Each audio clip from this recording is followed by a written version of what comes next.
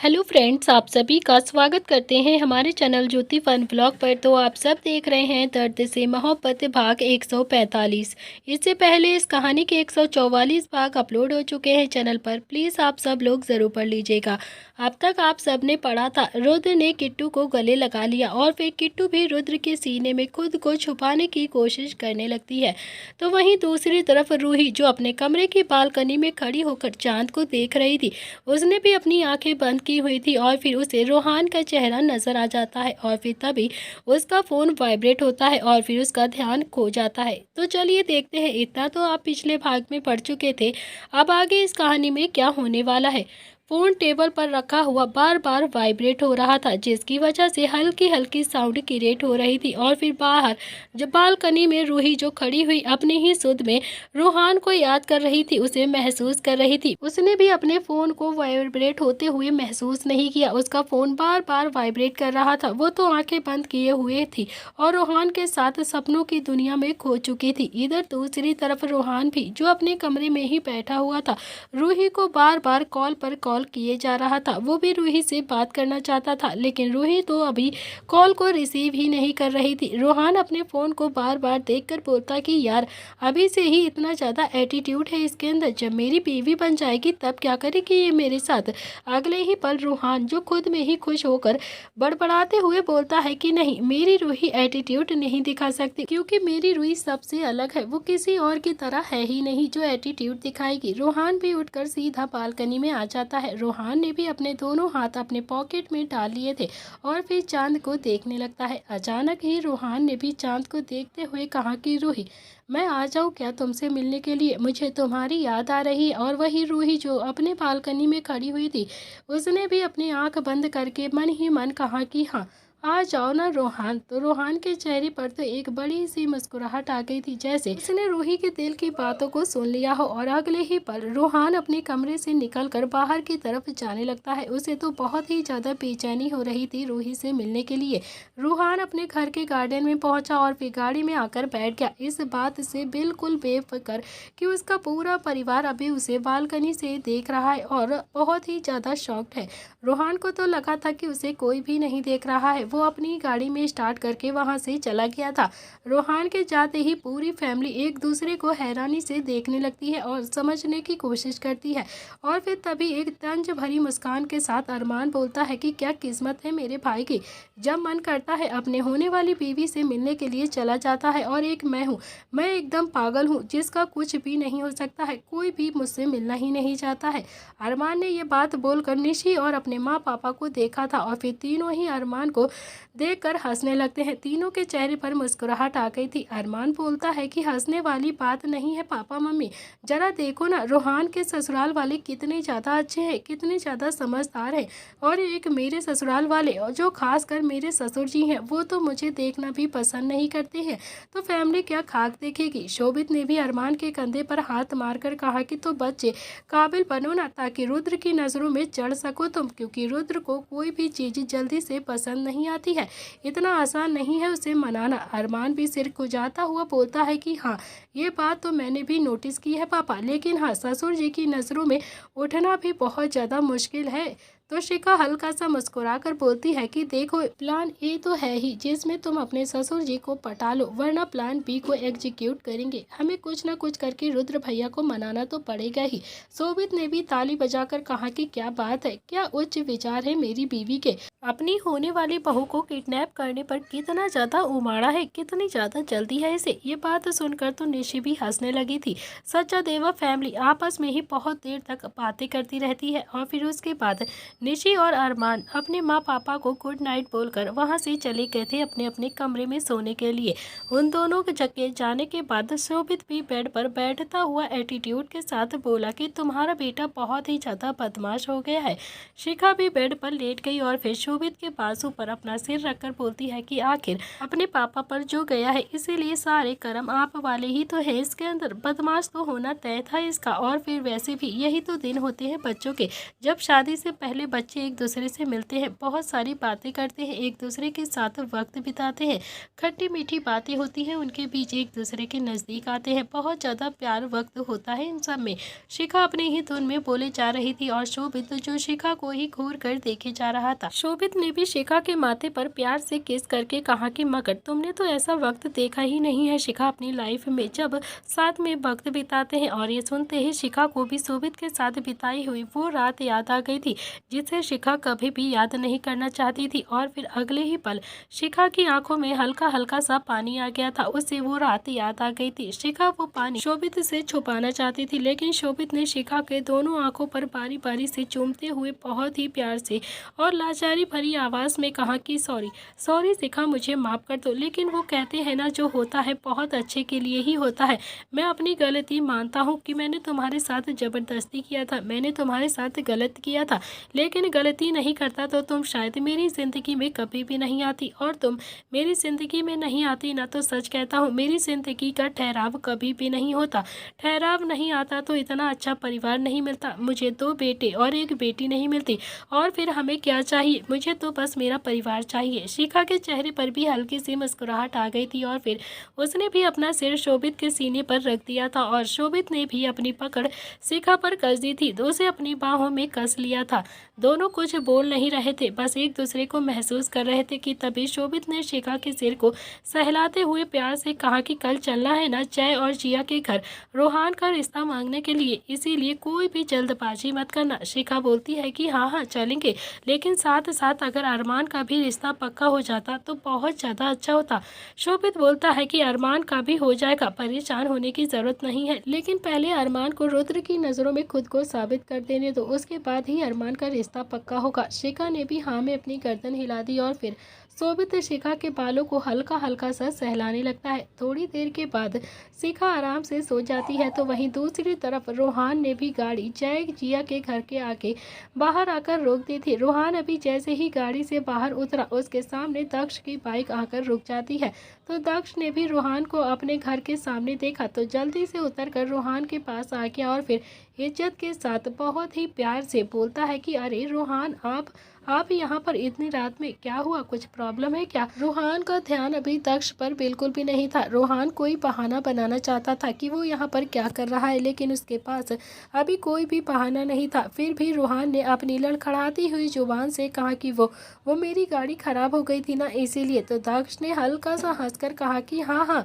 आपकी और निव्यांश की गाड़ी अक्सर मेरे घर के बाहर ही आकर खराब हो जाती है, मुझे पता है कि यहाँ पर आपकी गाड़ी क्यों खराब होती है। और ये सुनते ही रोहान ने भी हल्की सी स्माइल दक्ष को पास कर दी थी और फिर अपने बालों में हाथ मार लिया था। दक्ष बोलता है कि अच्छा ठीक है, चलिए अब अंदर चलिए, ऐसा कुछ भी नहीं है जो मुझसे छुपा हो, मुझे सब कुछ पता है, आपसे ज़्यादा मैं अपनी बहन को जानता हूँ, वो भी आपके लिए पागल रहती है। तो दक्ष ने भी अपने घर का लोहे का गेट खोला और फिर अपनी बाइक अंदर लेकर आ जाता है और फिर उसने रोहान की गाड़ी भी अंदर करवा ली थी।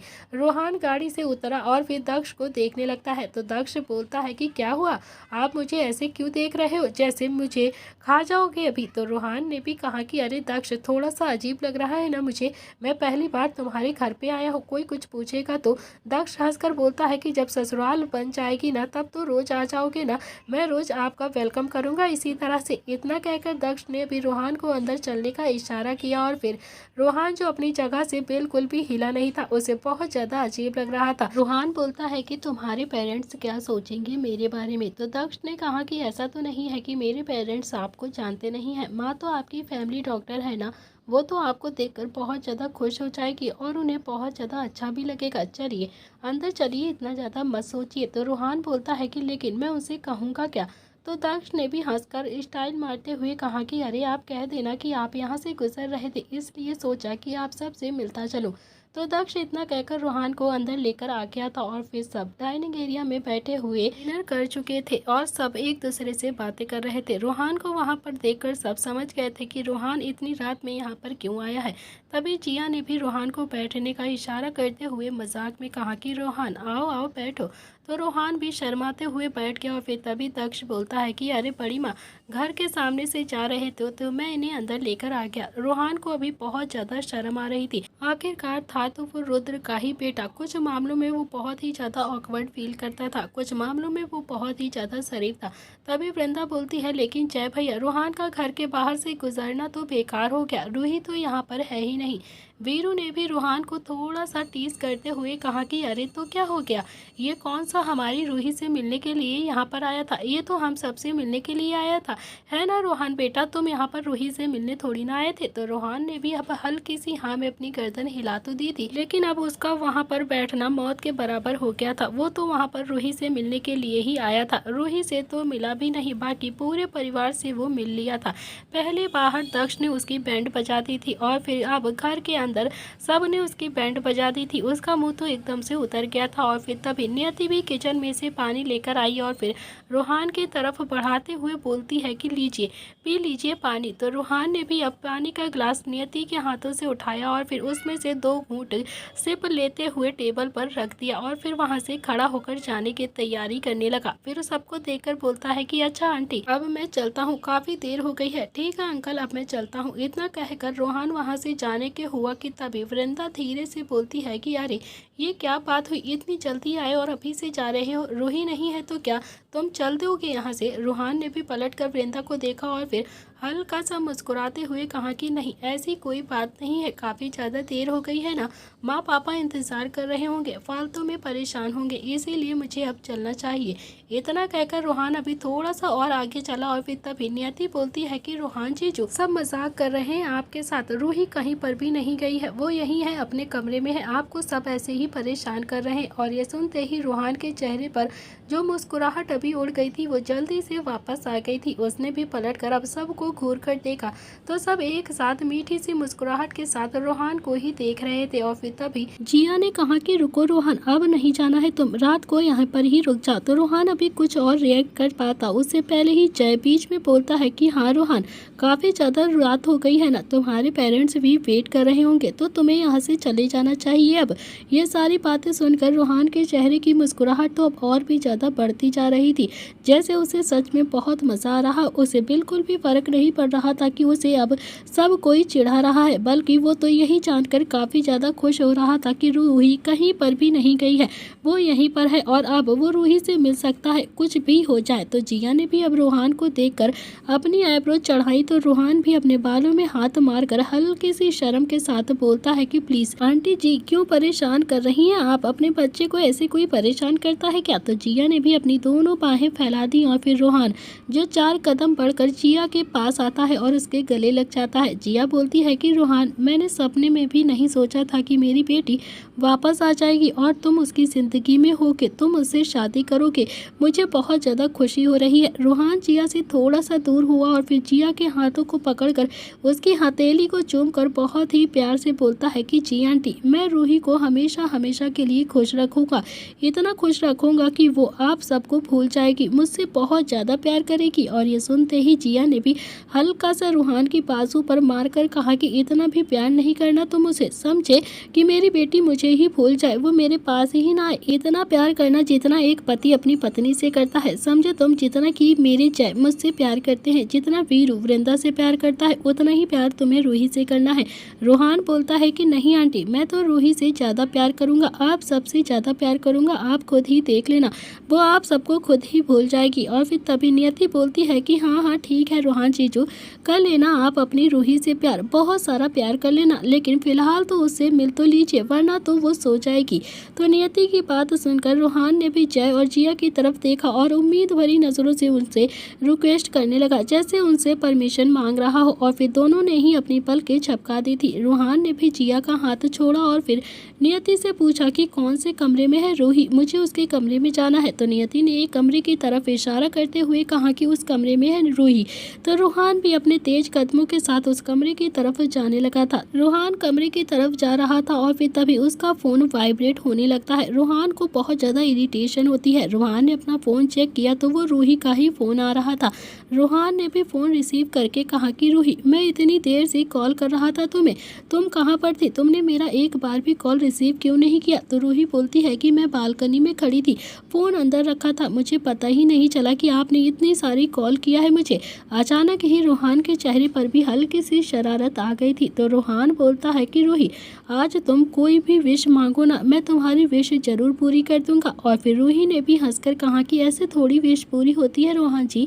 तो रूहान बोलता है कि लेकिन मैं कर दूंगा ना, तुम अपनी आंखें बंद करके मांगो तो सही पहले।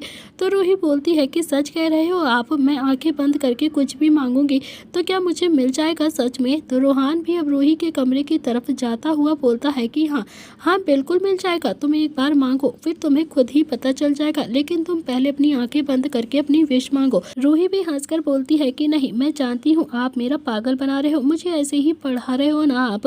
रूहान भी हंसकर बोलता है कि तुम तो पहले से ही बहुत ज़्यादा पागल हो, मुझे नहीं लगता है कि मुझे उसमें और ज़्यादा चेंज करने की कोई भी ज़रूरत है।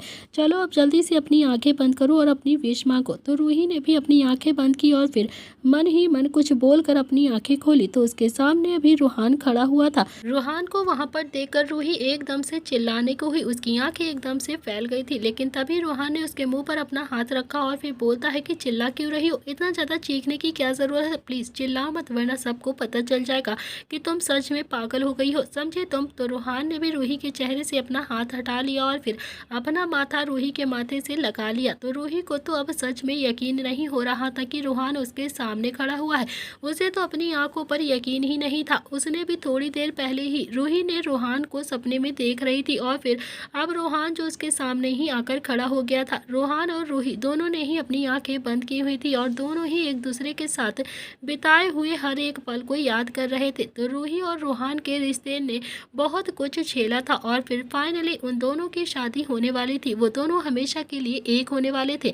रूहान ने धीरे से कहा कि कल माँ पापा आएंगे तुम्हारे घर पर तुम्हारा हाथ मांगने के लिए, हमारे रिश्ते की बात करने के लिए, और फिर बहुत ही जल्द हम दोनों हमेशा के लिए एक दूसरे के हो जाएंगे।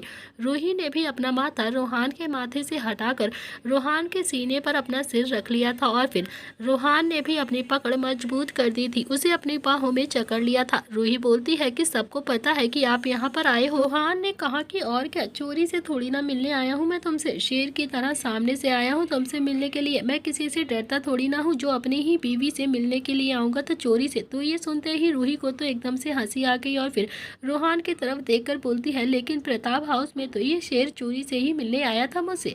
तो रूहान ने भी अब अपनी नाक रूही की नाक से रगड़ कर कहा कि बहुत ज़्यादा बातें बनाने लगी हो अब तुम, देखता हूँ शादी के बाद कितनी ज़्यादा बातें बनाती हो तुम। इतना कहकर रूहान ने भी रूही के होठों को कैप्चर कर लिया और फिर रूही की भी आंखें अपने आप ही बंद हो गई थी। रूहान रूही को किस करने लगा था।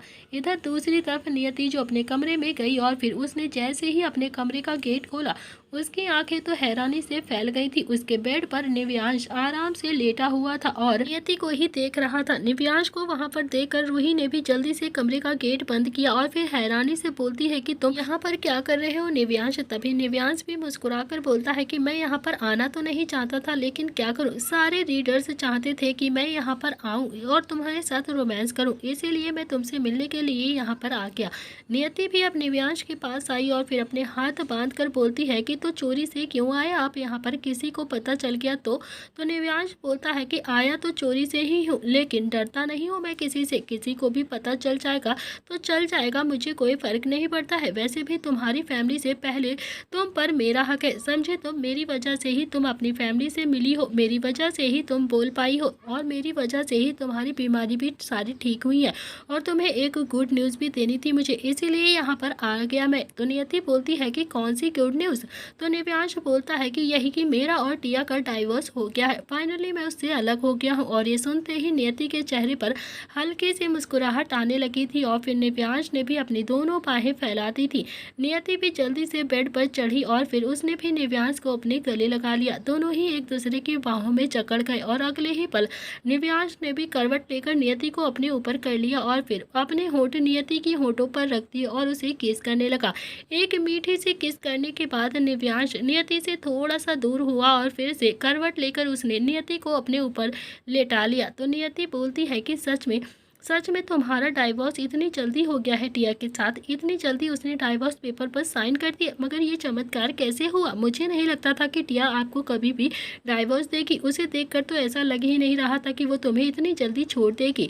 निव्यांश बोलता है कि तुम्हें एक बात बताऊं नियति, जब तक मेरे बंदरों की टुकड़ी मेरे साथ है ना, तब तक कोई भी मेरा कुछ भी नहीं बिगाड़ सकता है। हम कभी हार ही नहीं सकते हैं। अरे मैं तो जबरदस्ती के रिश्ते को झेल रहा था इतने सालों से, वरना मैं चाहता तो कब का टिया को अपनी ज़िंदगी से निकाल कर बाहर फेंक देता। पर जब तुम मेरी ज़िंदगी में आई ना, तब मुझे समझ में आ गया कि मुझे अब टिया को अपनी ज़िंदगी से रुखसत कर ही देना चाहिए। उसके साथ अब मुझे एक पल भी नहीं जीना चाहिए। और फिर देखो, मैंने टिया को अपनी ज़िंदगी से बाहर निकाल कर फेंक ही दिया, उसे डाइवोर्स दे ही दिया। तो नियति ने भी मुस्कुरा कर कहा कि सच में ये तो बहुत ही अच्छी खबर है, बहुत ही अच्छी खबर है। निव्यांश बोलता है कि हाँ, एक और अच्छी खबर दूँ तुम्हें? नियति बोलती है कि हाँ हाँ बताइए ना। तो निव्यांश ने कहा कि कल मेरा पूरा परिवार तुम्हारे घर पर आ रहा है तुम्हारा हाथ मांगने के लिए। तो नियति ने भी अपना सिर उठाकर निव्यांश को देखा और फिर मुस्कुरा कर बोलती है कि मैं भी तुम्हें एक गुड न्यूज़ दूँ क्या? तो निव्यांश ने भी करवट लेकर नियति को फिर से अपने नीचे कर लिया और फिर उसके गालों को सहलाता हुआ बहुत ही प्यार से बोलता है कि हाँ बिल्कुल, जल्दी से बताओ ना क्या गुड न्यूज़ है। तो नियति बोलती है कि रूहान भी यहीं पर है, वो भी रूही से मिलने के लिए आया है और फिर कल सचादेवा फैमिली भी आ रही है रूहान और रूही के रिश्ते की बात करने के लिए। हमारे घर पर कल दोनों ही बहनों के लिए रिश्ते वाले आ रहे हैं। तो निव्यांश ने भी हंसकर कहा कि क्या बात है, मतलब दोनों बहनें एक ही दिन जाओगी, एक साथ ही विदा होगी। और ये सुनते ही नियति ने भी निव्यांश के बाजू पर हाथ मारकर कहा कि जी नहीं, पापा ने बोला है कि वो दोनों की शादी अलग अलग दिन करेंगे, एक साथ नहीं करेंगे। निव्यांश बोलता है कि हाँ ठीक है, रूहान और रूही की शादी बाद में हो जाएगी, मेरी और तुम्हारी शादी पहले हो जाएगी, ये ठीक रहेगा। तो नियति बोलती है कि जी नहीं, पहले रूही और रूहान की शादी होगी और फिर उसके बाद मेरी और तुम्हारी शादी होगी, हम दोनों की शादी बाद में होगी, समझे आप? निव्यांश बोलता है पागल तो नहीं हो गई हो तुम, हमारी बाद में क्यों होगी शादी, हमारी पहले होगी, बाद में उनकी होगी शादी। नियति ने भी ना में अपनी गर्दन हिला दी और फिर निव्यांश जो धीरे धीरे करके नियति की गर्दन में अपना चेहरा छुपाकर उसे गुदगुदी करता हुआ बोलता है कि बस मैंने कह दिया है ना कि मेरी पहली शादी होगी, मतलब हमारी शादी पहले होगी, उनकी शादी बाद में होगी। फिलहाल तो सबकी जिंदगी में अब एक ठहराव आ गया था, लेकिन फिर भी कहीं ना कहीं कुछ तो छुपा था जो हर किसी की जिंदगी को तबाह करता। आखिर इतनी जल्दी उनकी जिंदगी में खुशियां कैसे बरकरार रहती, ये सारी चीजें पता चलेंगी आपको अगले पार्ट में।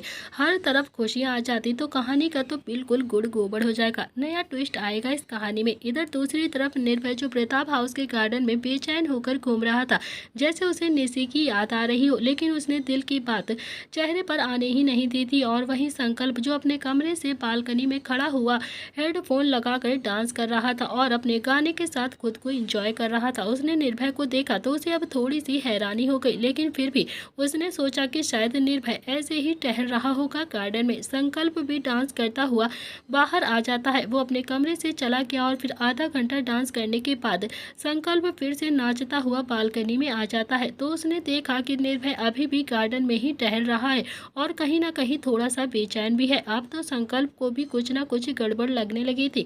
संकल्प ने भी अपना हेडफोन उतारा और फिर बेड पर फेंका और जल्दी से अपने कमरे से निकलकर वो भी सीधा प्रताप हाउस के गार्डन में आ जाता है, जहाँ पर निर्भय अभी टहल रहा था। संकल्प भी निर्भय के पास आ गया और फिर सीधा उसकी कमर पर अपना हाथ मारकर बोलता है कि क्या हुआ बे, नींद नहीं आ रही है क्या, इतना ज्यादा परेशान क्यों लग रहा है? तो निर्भय ने भी संकल्प को देखकर कहा कि नहीं यार, बस ऐसे ही, अंदर बहुत ज्यादा गर्मी लग रही थी ना, इसीलिए यहाँ पर आ गया। संकल्प बोलता है कि भाई, हमारे घर में हर कमरे में एसी लगी हुई है, तुझे गर्मी क्यों लग रही है? ऐसा भी तूने क्या खा लिया है जो तुझे इतनी ज्यादा गर्मी चढ़ गई है? निर्भय बोलता है कि यार बस करना यार, क्यों इतना ज़्यादा मजाक करता रहता है तू जा, मैं सो जाऊंगा, मेरे लिए परेशान मत हो। तो संकल्प ने भी मुस्कुराकर कहा कि निशी की याद आ रही है क्या तुझे?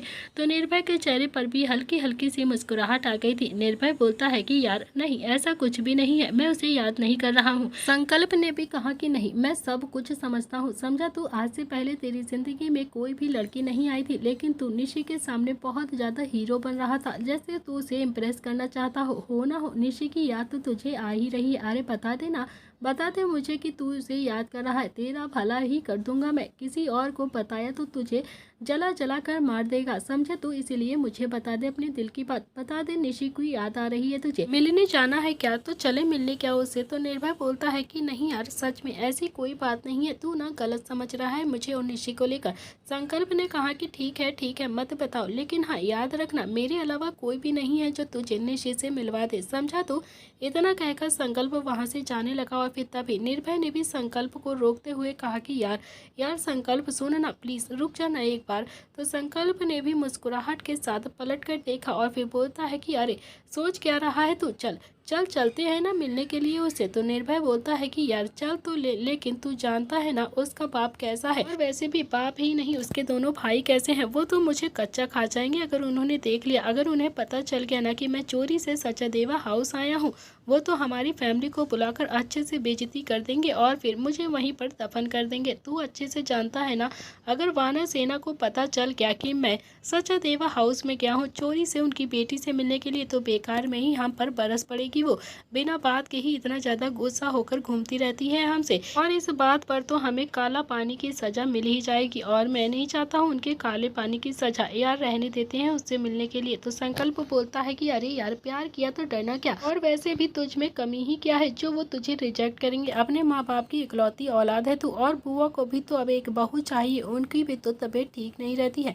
निशी से अच्छी लड़की कहाँ मिलेगी बुआ को, वो भी ना मान जाएंगी। और मैं कौन सा कह रहा हूँ कि तू चल आज निशी को प्रपोज करके आते हैं, बस तू चल तो सही। अरे निशी को देख कर ही आ जाएंगे, तुझे तेरे दिल को सुकून तो मिल जाएगा, तू देख लियो जी भरकर उसे, तेरी बेचैनी कम हो जाएगी। तो निर्भय बोलता है कि तुझे बहुत ज़्यादा पता है बेचैनी के बारे में, कैसे ख़त्म होगी और कैसे बढ़ेगी, समझा तू?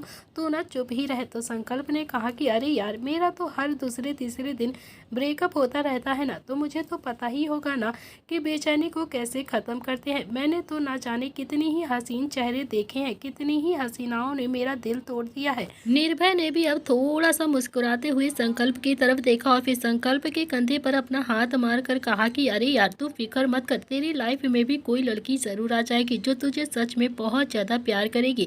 संकल्प ने भी रोमांटिक अंदाज में अपनी दोनों बाहें फैलाकर कहा कि पता नहीं यार भगवान को कब तरस आएगा मुझ पर, कब मेरी लव स्टोरी स्टार्ट होगी, मुझे भी बहुत जल्दी है। अभी तो तुम लोगों की ही लव स्टोरी स्टार्ट हो रही है, पता नहीं मेरी सिया कब आएगी मुझसे मिलने के लिए। तो निर्भय ने भी हंसकर कहा कि आएगी आएगी, तेरी वाली भी जरूर आएगी, तू ना बस थोड़ा सा सब्र कर ले। संकल्प ने भी निर्भय की कमर पर हाथ मार कर कहा कि अच्छा अच्छा बातों में टाइम मत वेस्ट कर, अब तू चल चलते हैं सचादेवा हाउस निशी से मिलने के लिए। इतना कहकर दोनों ने ही अब गार्डन में से चुपचाप से अपनी बाइक निकाली और फिर वॉचमैन को चुप रहने का इशारा किया और फिर जल्दी से अपनी बाइक लेकर वहां से हवा की तरह चले गए। करीब 1 घंटे के बाद संकल्प ने बाइक सचादेवा हाउस के बाहर आकर रोक दी थी, मगर निर्भय के दिल की धड़कनें तो बड़ी तेज से भाग रही थी। दोनों ने ही देखा तो सचादेवा हाउस के बाहर भी गार्ड बैठा हुआ था। संकल्प ने धीरे से कहा कि अबे कैसे जाएंगे अंदर, यहाँ पर तो गार्ड बैठा है। तो निर्भय ने भी बोला कि मुझे क्या पता, तू ही मुझे खींच कर यहाँ पर लेकर आया है, रात और काली कर दी तूने मेरी, अब तू ही सोच और मुझे अंदर भेज, समझा तू? मुझे कुछ नहीं पता है, अगर पकड़े गए ना तो सच कहता हूँ, पहले तो निशी के पापा मुझे मारेंगे और फिर उसके भाई, दोनों ही मुझे मारेंगे और फिर हमारे पापा मारेंगे और फिर हमारे भाई भी हमें मारेंगे। यार तूने मुझे ना कहाँ पे फंसा दिया है, तूने तो चारों साइड से पिटवाने का जुगाड़ कर लिया है मेरा। मैं तो कहता हूँ कि बाइक घुमा कर सुबह आ जाते हैं यहाँ पर, चल अभी चलते हैं प्रताप हाउस लौट चलते हैं। तो संकल्प ने भी गर्दन हिलाते हुए कहा कि देख यार संकल्प पीछे नहीं हटता है, और अब तो बिल्कुल भी नहीं, अब तो निशी से मिलकर ही जाएंगे हम। तो निर्भय बोलता है कि तो अंदर कैसे जाएंगे, पहले ये जुगाड़ तो बना। तो संकल्प ने कहा कि अरे कहीं नहीं यार, कोई ना कोई रास्ता तो जरूर होगा ना यहाँ पर अंदर जाने का, पहले मुझे सोचने दे। इतना कहकर उसने भी बाइक को घुमाई और फिर सचादेवा हाउस के चारों ओर घुमाने लगता है और अंदर जाने का रास्ता देखने लगता है। अचानक ही संकल्प ने बाइक सचादेवा हाउस के बैक साइड में आकर रोक दी थी और फिर बैक साइड को घूरते हुए कहा कि यार हम यहाँ से जा सकते हैं, यहाँ पर हमें एक रास्ता मिल चुका है, तू गौर से देख, यहाँ से हम अंदर जा सकते हैं। तो आखिरकार बाप बेटा एक जैसे ही तो थे। दोनों ही सचादेवा हाउस में बैक साइड से घुस गए थे। एक वक्त था जब शुभ अपने भाइयों को लेकर सचादेवा हाउस आया था, जब रुद्र और नील की तो हालत खराब हो गई थी अजीत सचादेवा का सच जानने के लिए, और अब उसका बेटा निर्भय को लेकर सचादेवा हाउस आ गया था। तो दोनों ही अब बाइक से उतरे और फिर उन्होंने सचादेवा हाउस को देखा। तो संकल्प भी अब बाइक को खींचता हुआ लाया और फिर उसने घर के बैक साइड में जो छोटी सी दीवार थी उस पर बाइक सटा दी और फिर उस पर चढ़कर दीवार को कूदकर अंदर चला गया। और फिर ऐसे ही निर्भय भी बाइक पर अपना पैर रखकर दीवार को कूदकर अंदर आ गया था। निहाल और शुभ की तरह ही उनके दोनों निर्भय और संकल्प दोनों ही बेटे थे जो उन्हीं की तरह ही गए थे और ठीक उन्हीं की तरह ही ऐसे ही ऊट पटांग हरकतें करते थे। दोनों ही सचादेवा हाउस के बैक साइड के अंदर से गार्डन में आ चुके थे। निर्भय और संकल्प दोनों ही रात के अंधेरे में चुप चुपा कर सचादेवा हाउस के अंदर आ गए थे। निर्भय ने भी धीरे से कहा कि यार पकड़े गए ना तो सच में बहुत ज्यादा मार पड़ेगी हमारी। तो संकल्प ने भी थोड़ा सा इरिटेशन के साथ कहा कि अरे यार तू इतना ज्यादा डरता क्यों है, मैं हूं ना तेरे साथ, कुछ भी नहीं होगा, तू बस अपने डर को कंट्रोल कर। लाइफ में कुछ तो तूफानी करना ही चाहिए ना, वरना अपने बच्चों को कौन सी कहानी सुनाकर बड़ा करेंगे। कभी तो अपने बच्चे हमसे पूछेंगे नहीं कि हमने कौन सा तूफानी काम किया था अपनी लाइफ में। निर्भय ने भी धीरे से कहा, लेकिन गुस्से में कहा कि संकल्प शादी हुई नहीं और तुझे बच्चों की पहले ही पड़ गई यार, तू ना पहले बच्चों को कहानी सुना ले, शादी बाद में कर लेते हैं हम। तो संकल्प तुझे तो बिल्कुल डर ही नहीं लगता है यार, तेरे अंदर इंसानियत है भी या फिर जानवर बनाकर बैठा है तूने अपने दिल को। तेरे साथ साथ मेरी भी ऐसी की तैसी हो जाएगी अगर किसी ने भी देख लिया। संकल्प बोलता है कि अरे शादी नहीं हुई तो क्या हुआ यार, शादी कभी तो हो ही जाएगी ना। अरे मेरी शादी भी होगी और फिर मेरे 4-5 बच्चे भी तो होंगे ना जो तुझे चाचा चाचा करके बुलाएंगे। क्या तू नहीं चाहता है कि मेरे बच्चे तुझे चाचा करके बुलाएं और मैं मेरी हसीना के सपने में जाऊं। और तभी संकल्प भी बिना किसी की परवाह किए सचादेवा हाउस के हॉल में अंधेरे में ही नाचता हुआ धीरे धीरे गाना गुनगुनाने लगता है। और फिर एक ना एक दिन तो आएगी ही मेरी भी सपनों की रानी। निर्भय ने भी संकल्प की बाजू पकड़कर उसे रोकते हुए हकलाती हुई आवाज में कहा कि यार अभी नाचने का वक्त नहीं है हमारे पास, तू नाचना बंद कर अपना। जब मैं बारात लेकर आऊँगा ना तब अपने नाचने का अरमान निकाल लेना यहाँ पर, अभी तू नाचना बंद कर दे। लेकिन हाँ फिलहाल तो पहले निशी को ढूंढते हैं, उसका कमरा ढूंढना है, कहाँ पर होगा उसका कमरा। संकल्प एकदम से रुका और बोलता है कि हाँ हाँ यार ढूंढते हैं। दोनों ही ढूंढते ढूंढते एक साइड में आ गए थे और रसोई में आकर उन्होंने इधर उधर नज़र घुमाई तो वहाँ पर खाने के लिए कुछ भी नहीं रखा था। तो संकल्प ने भी फ्रिज खोला और फिर उसमें से पनीर की सब्जी निकाली और फिर चम्मच लेकर सब्जी खाने लगता है। तो संकल्प को देखकर निर्भय का तो जैसे खून ही सूख रहा था, उसे बहुत ज़्यादा गुस्सा आ रहा था संकल्प पे। तो निर्भय बोलता है कि यार तू ना पक्का मुझे पिटवाएगा, इसी के लिए तू यहाँ पर मुझे लेकर आया है, तू मुझे यहाँ पर जानबूझकर पिटवाने के लिए लाया है ना, तू ऐसी उल्टी सीधी हरकतें क्यों कर रहा है मेरे साथ, मेरी ही बारी में तुझे ये सब करना रहता है। संकल्प ने भी पनीर की सब्जी खाते हुए कहा कि यार कुछ भी कहो लेकिन तेरी सास ने सब्जी बड़ी ही मस्त बनाई है, बहुत ही गजब की बनी है, तू भी खाकर देखेगा क्या। इतना कहकर संकल्प ने भी चम्मच में से पनीर लेकर निर्भय की तरफ बढ़ा दिया और फिर निर्भय ने भी थोड़ा सा खाकर कहा कि हाँ यार टेस्टी तो बहुत है, बहुत ही अच्छी बनाती है मेरी सास सब्जी, लेकिन फिलहाल तो तू इसे रख और फिर चल निशी को ढूंढते हैं। तो संकल्प ने भी फ्रिज खोला और फिर सब्जी का बाउल वापस से फ्रिज में रख दिया और फिर निर्भय की शर्ट से अपने हाथ पोंछते हुए बोलता है कि हाँ हाँ चल चल चल के ढूंढते हैं भाभी का रूम कहाँ पर है। तो दोनों ही अब एक एक करके कमरे में ढूंढने लगते हैं। दोनों ने ही एक कमरे में गए जहाँ पर अरमान पेट के बल सो रहा था और जैसे उसे अभी बहुत ही ज़्यादा नींद आ रही हो। दोनों ही अरमान के कमरे के बाहर से गुजरते हुए शिखा और शोभित के कमरे में गए और फिर दोनों ने धीरे से उनका भी दरवाज़ा खोलकर देखा। तो शिखा शोभित को देखा और फिर शिखा जो शोभित के कंधे पर अपना सिर रखकर आराम से सो रही थी। दोनों ही बिल्कुल बेफिक्र होकर सो रहे थे और फिर तभी संकल्प ने भी उन दोनों की बलाइयाँ लेते हुए कहा कि ये तो बिल्कुल मेरे पापा और मम्मी की तरह ही एक दूसरे की बाहों में सो रहे हैं यार, कितना ज़्यादा अच्छे लग रहे हैं एक साथ, देखकर ही बहुत ज़्यादा अच्छा लग रहा है मुझे। दोनों ही उस कमरे से निकलकर सीधा ऋषि के कमरे की तरफ आ गए थे। जैसे ही दोनों ऋषि के कमरे के बाहर आए तो निर्भय के दिल की धड़कनें तो एकदम से तेज हो गई थी और उसके दिल की बेचैनी और भी ज़्यादा बढ़ गई थी। निर्भय का दिल इतनी जोरों से धड़क रहा था कि संकल्प को भी महसूस हो रहा था कि निर्भय की हालत तो खराब हो रही है। संकल्प ने भी निर्भय की तरफ देखा और फिर निर्भय ने भी अपना हाथ अपने सीने पर रख लिया, लेकिन फिर भी उसका दिल धड़कना अभी भी बंद नहीं हुआ था। उसके दिल की बेचैनी और भी ज़्यादा बढ़ गई थी। संकल्प ने भी निर्भय का मजाक बनाते हुए कहा, अबे तू सो है ना, निशी का कमरा यही है, तुझे पता है ना कि निशी इसी कमरे में रहती है। थोड़ा सा मुस्कुराहट के साथ निर्भय बोलता है कि यार ये दिल इतनी जोरों से धड़क रहा है, फिर तो पक्का ये निशी का ही कमरा होगा, मुझे पूरा यकीन है। तो संकल्प ने भी अब हैंडल पर हाथ लगाकर कहा कि तो खोल दूं क्या कमरा, तो जा भाभी से मिला। तो निर्भय का दिल अभी भी जोरों से धड़क रहा था और फिर उसके चेहरे पर हल्का सा पसीना भी आ गया था।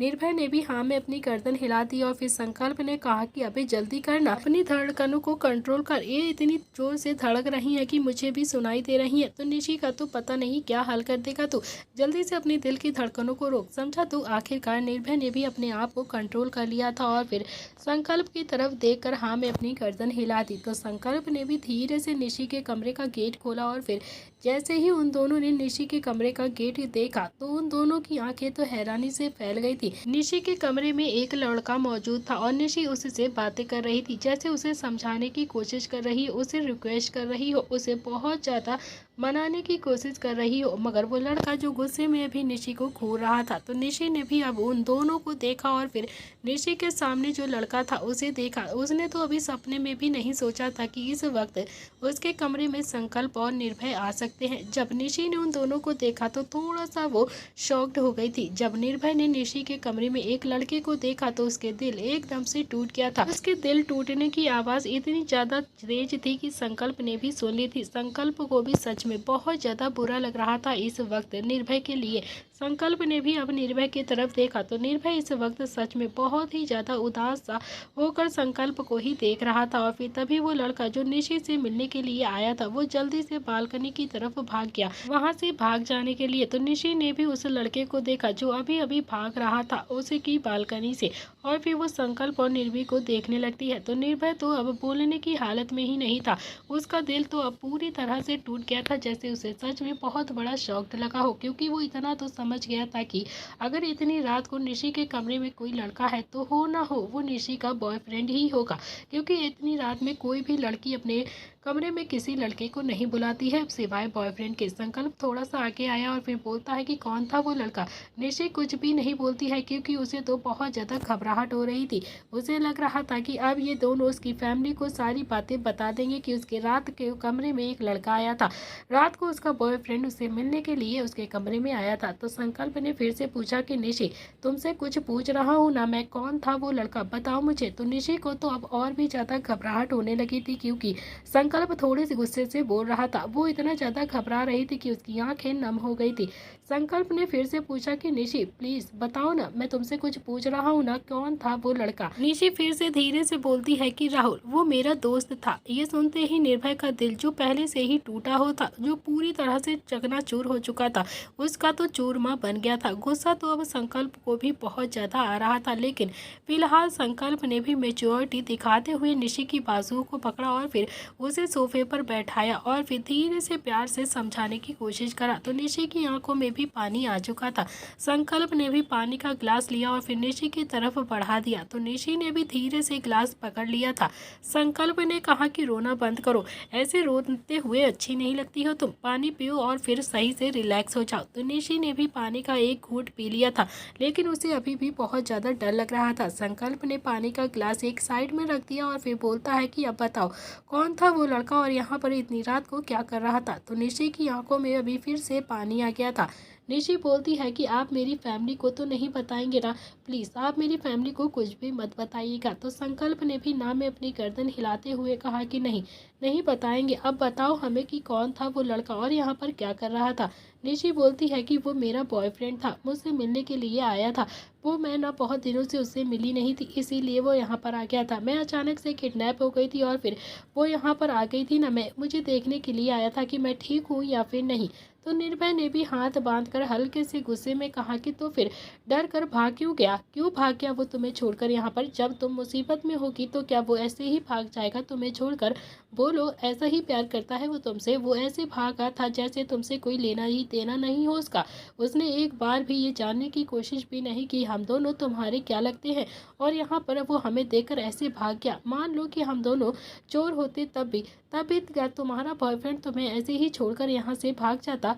बोलो निशी। तो निर्भय ने भी ये बात इतनी ज़्यादा गुस्से में कही थी, लेकिन उसकी बात में सच में बहुत ज़्यादा लॉजिक था। आखिर राहुल निशी को ऐसे छोड़कर कैसे चला गया था? अगर वो उससे प्यार करता था तो वो इसके सामने उसके साथ खड़ा रहता था। उसे कम से कम ये पूछना तो चाहिए था ना कि वो दोनों लड़के कौन है और यहाँ पर क्या कर रहे हैं, और इतनी रात को निशी के कमरे में क्या कर रहे हैं। मगर उन्हें देखकर वो ऐसे रफू चक्कर की तरह वहाँ से भाग गया। वो तो निशी को सच में मुसीबत में छोड़कर वहाँ से चला गया था। तो निर्भय के सवाल पर निशी बोलती है कि शायद डर गया होगा आप दोनों से। तो संकल्प ने कहा कि वही तो निर्भय कह रहा है तुमसे कि जब वो तुम मुसीबत में होगी क्या वो डर के ऐसे ही भाग जाएगा तुम्हारा साथ छोड़कर? बोलो, क्या यही प्यार करता है वो तुमसे? तो निशी अभी भी कुछ नहीं बोलती है। फिलहाल तो वो जिस सिचुएशन में फंस चुकी थी वो कुछ भी सुनने और समझने की हालत में ही नहीं थी। तो निर्भय और संकल्प दोनों को ही अब निशी की हालत पर तरस भी आ रहा था और बहुत ज़्यादा गुस्सा भी आ रहा था, और ख़ास कर निर्भय को उस पर बहुत ज़्यादा गुस्सा आ रहा था। उसने तो कभी सोचा भी नहीं था सपने में कि वो निशी से मिलने जाएगा और फिर उसे ये पता चल जाएगा कि उसका पहले से ही कोई बॉयफ्रेंड है, और ख़ास कर वो उसके कमरे में ही उसे मिल जाएगा। बाप बेटे की सेम हालत थी। नव्या भी चिराग के साथ चक्कर में थी और फिर निशी वो भी राहुल के साथ थी। तो संकल्प ने कहा कि अच्छा, अब तुम रोना बंद कर दो, हम किसी को भी कुछ नहीं बताएंगे, तुम्हें परेशान होने की ज़रूरत नहीं है।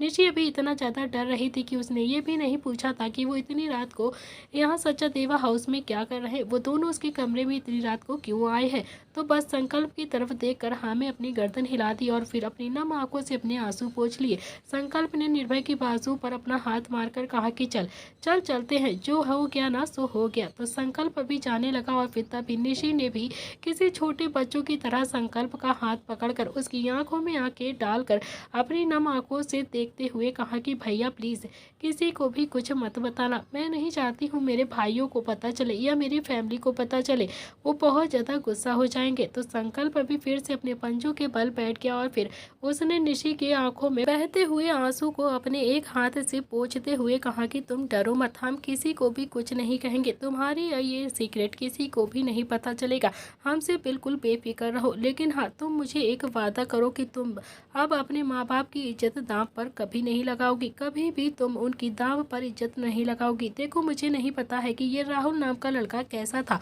और कैसा नहीं, लेकिन हाँ, इतना जरूर कहूँगा अपनी ज़िंदगी के डिसीजन को सोच समझ कर ही लेना।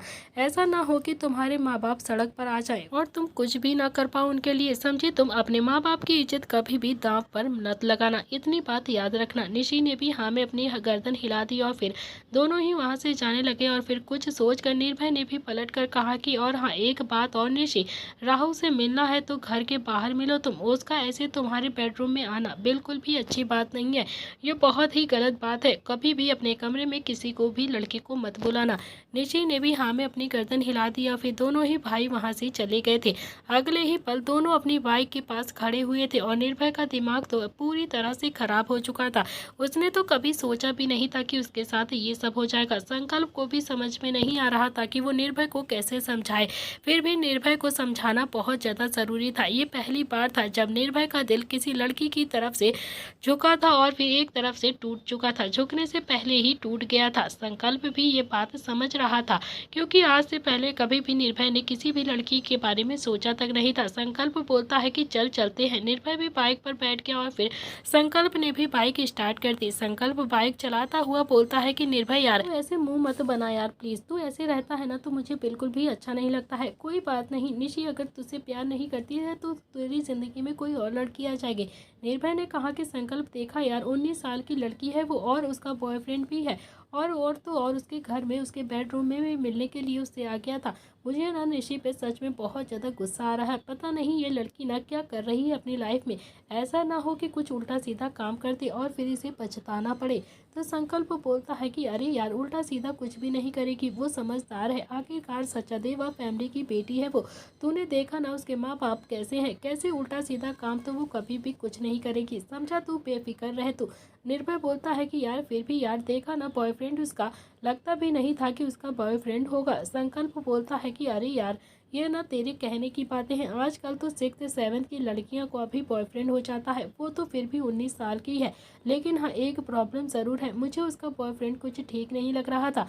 मुझे लग रहा था कि जैसे वो उससे सिर्फ टाइम पास कर रहा है। तूने देखा ना कैसे मुसीबत के वक्त में उसे छोड़कर कैसे भाग गया। उसने तो ये भी जानने की कोशिश नहीं करी कि हम लोग हैं कौन। तो निर्भय ने कहा कि जैसी खुद बच्ची है ना, वैसे ही बच्चा बॉयफ्रेंड भी बना रखा होगा, और क्या, इसीलिए तो हमें देखकर डर गया वो और वहाँ से भाग गया। दोनों ही बातें करते हुए अब प्रताप हाउस आ चुके थे। संकल्प ने भी बाइक साइड में लगाई और फिर निर्भय भी गुस्से से बाइक से उतर गया और फिर थोड़ी देर के बाद दोनों ही अपने कमरे में आ गए थे। तो संकल्प ने भी अब बाइक की चाबी नीचे स्टैंड की तरफ फेंकते हुए कहा कि अच्छा, मूड बिल्कुल ठीक कर ले तुम। देख यार, सबकी अपनी अपनी जिंदगी होती है ना, और सबको अपनी अपनी जिंदगी जीने का हक भी होता है। निशी की भी है, तो वो उसे अपनी जिंदगी को जीने दे। तू उसे पसंद करता है, ये अलग बात है। अब जरूरी तो नहीं है कि जैसे तू उसे पसंद करे वो भी बदले में तुझे पसंद करे, इसीलिए हम किसी को भी फोर्सफुली अपने लिए नहीं एग्री कर सकते हैं। निर्भय भी बेड पर बैठ गया और फिर उसने अपने शूज रिमूव किए और फिर आराम से बेड पर लेट गया। तभी संकल्प को देखकर बोलता है कि सो जा यार, मुझे बहुत ज़्यादा नींद आ रही है, सुबह तक मेरा मूड अपने आप ही ठीक हो जाएगा। संकल्प भी अब शूज उतार कर बेड पर आकर लेट गया था और बोलता है कि अरे यार, वो कहा है ना किसी ने कि तू ना तो कोई और ही सही, कोई और ना सही तो कोई और ही सही, तेरे साथ भी वही होगा, तू परेशान मत हो। संकल्प की बात सुनकर निर्भय की आंखें एकदम से बंद करता हुआ बोलता है कि यार, ये तुझ पर ही फिट होता है, मेरे जैसे लड़कों पर ये बिल्कुल भी फिट नहीं होता है। और ये सुनते ही संकल्प के चेहरे पर तो बड़ी सी मुस्कुराहट आ गई थी। तो संकल्प ने भी अपनी चुटकी बजाकर स्टाइल मारते हुए कहा कि ज़्यादा बातें मत बना, समझा तू, जब मेरी लव स्टोरी स्टार्ट होगी ना, तो तुम सब की आंखें खुली की खुली रह जाएंगी, एकदम से हैरान हो जाओगे सबके सब, क्योंकि मेरी लव स्टोरी में सबसे ज़्यादा गलती मेरी ही होगी, वो होगी जो मुझे मनाएगी। मेरी लव स्टोरी एकदम से धमाकेदार होगी, जो शायद ही किसी की हुई होगी। तो निर्भय भी बोलता है कि हाँ हाँ सुन लिया, सो जा, मैं ना अब तेरी बातों से इरिटेट हो रहा हूँ, चुपचाप से सुन ला। इसी खट्टी मीठी नोक झोंक के साथ दोनों ही सो जाते हैं। इधर प्रताप इंडस्ट्रीज में वानर सेना नील के कैबिन में बैठी हुई आपस में बातें कर रही थी। वानर सेना आजकल काम कम ही करती थी, आपस में बस बातें ज़्यादा करती रहती थी, क्योंकि आजकल तो उनके बच्चों ने ही सारा काम संभाल रखा था। तभी मैनेजर आकर बोलता है कि सर, मेहता के साथ मीटिंग थी आज। तो शुभ ने भी अब अपने मैनेजर को देखते हुए कहा कि यार, पता नहीं ये संकल्प कब बड़ा होगा, ये तो दिन पर दिन छोटा ही होता जा रहा है, बड़े होने के इंतजार में मैं बूढ़ा हो जा रहा हूँ, पता नहीं कब मेरा काम संभालेगा। मेरा मन अब बिजनेस से हट चुका है, मेरा तो बहुत ही ज़्यादा सन्यासी बनने का मन हो रहा है, अपने पिकाचू को लेकर यहाँ से निकल जाऊँ, पहाड़ों में आराम से जिंदगी गुजारूँ। तो निहाल ने भी हंसते हुए कहा कि क्या बात है, सन्यासी भी बनेगा तू? तू वो भी पिकाचू को लेकर जाएगा सन्यासी बनने के लिए? इसका अर्थ तो अलग ही है। तो शुभ बोलता है कि अलग क्या है जीजू, सच में परेशान हो गए हैं अब हम, संकल्प जल्दी से सब कुछ संभाल लेना, तो मैं तो अब गंगा ही नहा लूँगा, मुझे ना बहुत ही आज़ादी मिल जाएगी। निहाल भी अपनी चेयर से खड़ा होकर बोलता है कि ख्वाहिश तो हमारी भी यही है कि निर्भय भी सब कुछ संभाल ले, पर वो बिजनेस क्या संभालेगा, वो तो खुद को ही नहीं संभाल पाता है, खुद को ही संभाल ले, यही बहुत बड़ी बात है। वानर सेना भी ऐसे ही बात करती हुई अपने अपने कैबिन में चली जाती है। तो रुद्र भी अब अपने कैबिन में आकर बैठ गया था। वानर सेना को भी काम करते हुए शाम हो गई थी, सबका दिमाग पूरी तरह से थक चुका था। नील भी शाम के वक्त अपने कैबिन से निकलकर रुद्र के कैबिन में आ गया था, शायद उसे रुद्र से कुछ काम था। लेकिन जैसे ही उसने रुद्र के कैबिन का गेट खोला तो उसकी आंखें तो हैरानी से बड़ी हो गई थी। रुद्र सोफे पर आराम से लेटा हुआ था, ऐसा लग रहा था कि जैसे रुद्र वहां पर सो रहा है। ऐसा तो कभी भी नहीं हुआ था कि रुद्र अपने ऑफिस में आकर सो जाए, कभी भी उसने अपनी बीमारियों के चलते भी कभी भी वो सोया नहीं था। नील ने भी रुद्र को देखा तो फिर उसे भी थोड़ी सी टेंशन हो गई थी, आखिरकार उम्र तो अब रुद्र की भी हो ही गई थी। तो नील भी अब रुद्र के पास गया और फिर उसने रुद्र के माथे पर अपना हाथ रखा तो रुद्र का माथा एकदम से ठंडा था। अब तो नील को टेंशन और भी ज्यादा बढ़ गई थी। नील ने भी रुद्र को उठाने की कोशिश की लेकिन रुद्र अभी भी नहीं उठा था। नील को भी समझते देर नहीं लगी कि रुद्र अभी बेहोश हो गया है। नील ने भी अब चिल्लाते हुए कहा कि कोई है, जल्दी से कैबिन में आओ, कोई है यहाँ पर। तो और तभी रुद्र का मैनेजर भी रुद्र के कैबिन में आ जाता है। नील ने भी रुद्र के मैनेजर को देखते हुए कहा कि रुद्र बेहोश हो गया है, मेरी हेल्प करो, इसे हॉस्पिटल लेकर चलना होगा। तो रुद्र का मैनेजर और नील दोनों ही अब रुद्र को संभालते हुए प्रताप इंडस्ट्री के बाहर लेकर आ गए थे। दोनों ने ही रुद्र को एक गाड़ी में बैठाया और फिर नील रुद्र को लेकर हॉस्पिटल चले जाते हैं। और अगले ही पल नील जो जिया के कैबिन में बैठा हुआ था वो रुद्र के पास में बैठा था और जिया जो सामने चेयर पर बैठी हुई थी। नील घूर कर रुद्र को खा जाने वाली नजरों से घूर घूर कर देख रहा था और रुद्र जो अपनी नजरें नील की नजरों से चुरा रहा था जैसे उससे बचना चाहता हो। तो नील ने भी अगले ही पल रुद्र की गर्दन पकड़कर उसे हिलाते हुए गुस्से से कहा कि अब मुझसे नजरें क्यों चुरा रहा है तू? मुझे क्या सपना आ रहा है? अगर आज तुझे कुछ हो जाता तो क्या मैं बच्चों को क्या मुंह दिखाता? क्या कहता मैं अपने बच्चों से और क्या कहता मैं अपनी चंद्रकला से? क्या कहता चंद्रकला के संजय के पिताजी से? बोल, तू चाहता क्या है? क्या कोई सब मुझसे नफरत करे? तू क्या मुझसे जलता है क्या? बता मुझे। इतनी मुश्किल से तो प्रताप हाउस में खुशियाँ वापस आया है और इतनी मुश्किल से तो सब कुछ प्रताप हाउस में वापस आया और फिर अब फिर से तुझे प्रताप हाउस से जाना है और अब जाना चाहता है तो ऐसे जाना चाहता है जैसे कभी वापस ही नहीं आना चाहता है तू। रुद्र ने भी चूहे सी आवाज निकाल कर कहा कि यार मुझे क्या पता था कि प्रॉब्लम इतनी ज्यादा बड़ी हो जाएगी, मैंने तो कभी सोचा भी नहीं था। अब मैं क्या करूं? माफ कर देना प्लीज प्लीज नील, मुझे माफ कर दे। तो दोस्तों इसी के साथ इस कहानी का आज का ये एपिसोड यहाँ पर समाप्त होता है। आखिर क्या हो गया है रुद्र को? क्या कहानी से रुद्र का कैरेक्टर हो जाएगा खत्म या फिर अब नया मोड़ आएगा इस कहानी में? जानने के लिए देखना ना भूले इस कहानी का अगला भाग। कहानी बहुत ही ज्यादा इंटरेस्टिंग है, प्लीज कहानी को बिल्कुल भी मिस मत करिएगा। अब एक नया ट्विस्ट आने वाला है इस कहानी में। आज के लिए इतना ही, मिलते हैं नेक्स्ट पार्ट।